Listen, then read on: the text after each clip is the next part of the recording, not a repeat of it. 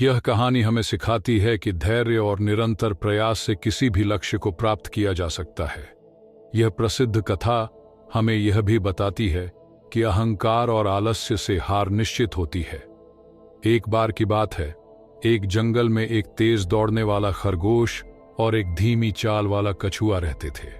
खरगोश को अपनी तेज गति पर बहुत गर्व था और वह हमेशा कछुए का मजाक उड़ाता था।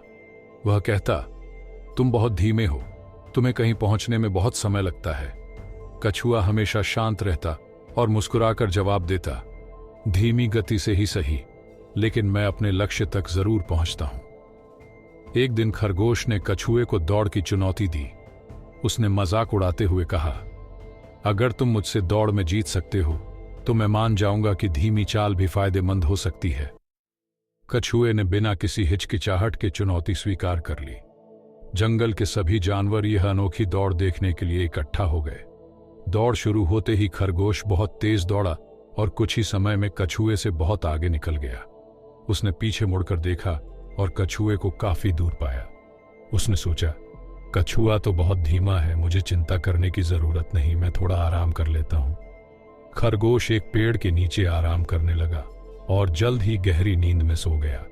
इधर कछुआ बिना रुके, बिना थके धीरे धीरे अपनी मंजिल की ओर बढ़ता रहा। जब खरगोश की नींद खुली तो उसने देखा कि कछुआ फिनिश लाइन के बहुत करीब पहुंच चुका था।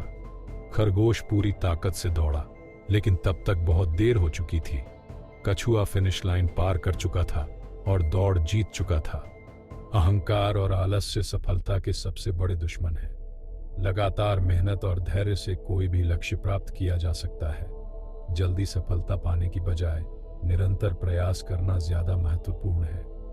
खरगोश और कछुए की यह कहानी हमें यह सिखाती है कि आत्मविश्वास अच्छा होता है, लेकिन अति आत्मविश्वास और आलस्य से हार निश्चित होती है। वहीं यदि हम धैर्य और मेहनत से अपने लक्ष्य की ओर बढ़ते रहें तो अंततः सफलता हमारी होगी। अब आपकी कहानी खरगोश और कछुआ जोड़ दी गई है। अगर आप इसमें कोई और बदलाव या सुधार चाहते हैं तो मुझे बताएं।